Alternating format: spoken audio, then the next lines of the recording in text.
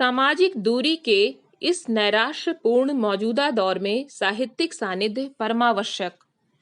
पुस्तकें मानव संस्कृति और सभ्यता की सबसे मूल्यवान निधियां हैं। पुस्तकें ही तो एक युग की वैचारिक संपदा और भावनात्मक उपलब्धियों को दूसरे युग तक अग्रसारित करती आई हैं और आगे भी करती रहेंगी। पुस्तकों में निहित ज्ञान मानव सभ्यता को प्रगति पंथ पर चलायमान रखने वाले हितैषियों एवं शुभेच्छुओं के सत्याधारित मधुकटु अनुभवों का सारतत्व होता है, जो हर परिस्थिति में गुरु की भांति हमारा मार्गदर्शन करता है। पुस्तकों के सदृश वफादार मित्र कोई होता ही नहीं है। अच्छी पुस्तकें सदैव ही एक सच्चे मित्र की भांति हम में विवेक का सृजन कर हमें शीर भेदी हंस के समान बना डालती हैं। हम में सही गलत की परख और सूझबूझ विकसित हो पाती है। हमारी हर समस्या का हल होता है पुस्तकों में।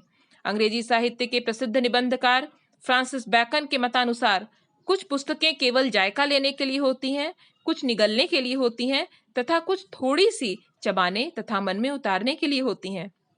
उन्होंने ही ज्ञान को शक्ति का पर्याय बताया है और ज्ञान के लिए पुस्तकों का महत्व दीर्घकालिक और युगमान्य है।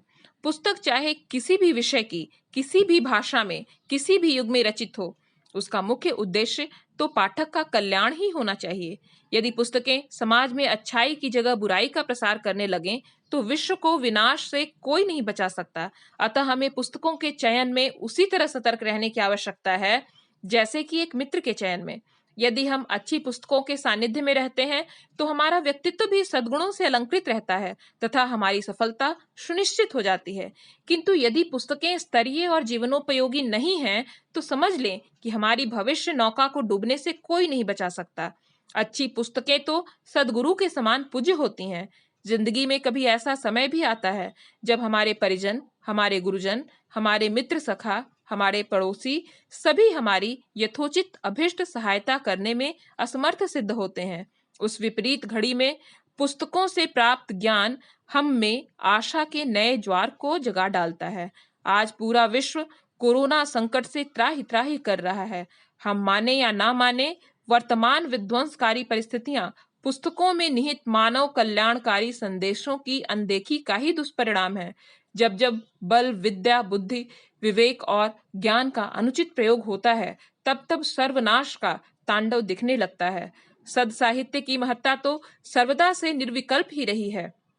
आज जबकि पूरे विश्व में कोरोना वायरस के कहर के कारण सर्वत्र लॉकडाउन है, घर की अलमारियों में पड़ी महान दर्शन और विचारों से सुसज्जित हमारी पुस्तकें हमें जीवन के प्रति आशावादी दृष्टिकोण रखने को प्रेरित कर रही हैं। हर वर्ष 23 अप्रैल को विश्व पुस्तक दिवस मनाना तभी सफल होगा जब हम सब पुस्तकों के महत्व को जानें, पहचानें और समझें। पुस्तकें हमारे मस्तिष्क, हृदय और आत्मा सबको ज्ञान के प्रकाश से भर डालती हैं। जब कभी यह संसार निस्सार और व्यर्थ सा लगने लगता है, तब पुस्तकें मानो हमारे कानों में धीरे से कह उठती हों, मैं हूं ना मित्र, निराश मत हो, मुझे अपना साथी, अपना मनमीत बना लो, पूरी दुनिया को ही मुझ में पालो।